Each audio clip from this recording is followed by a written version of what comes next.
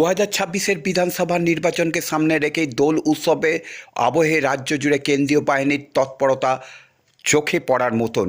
এই দিন দোল ও হোলি উৎসবের দিনে বিভিন্ন এলাকায় রুট মার্চ করতে দেখা গেছে কেন্দ্রীয় বাহিনীর। এই দিন আলা, পিঠে, ধনিয়াখালী সমসপুর, ধনিয়াখালী সিনেমাতলা, হারপুর ও কালিকাপুর সহ একাধিক এলাকায় আইন শৃঙ্খলার পরিস্থিতি নিয়ন্ত্রণ রাখতে ও এলাকা ডোমিনেট করতে দেখা গেছে। এই দিন কেন্দ্রীয় বাহিনীর সাথে রুট মার্চে উপস্থিত ছিলেন হুগলি জেলা গ্রামীণ পুলিশের ডিএনটি ডিএসপি প্রিয়ব্রত বক্সী, ধনিয়াখালী থানার ওসি গৌরাঙ্গ দে। এদিন গ্রামের সাধারণ মানুষের সঙ্গে কথা বলেন ডিএনটি ডিএসপি প্রিয়ব্রত বক্সী।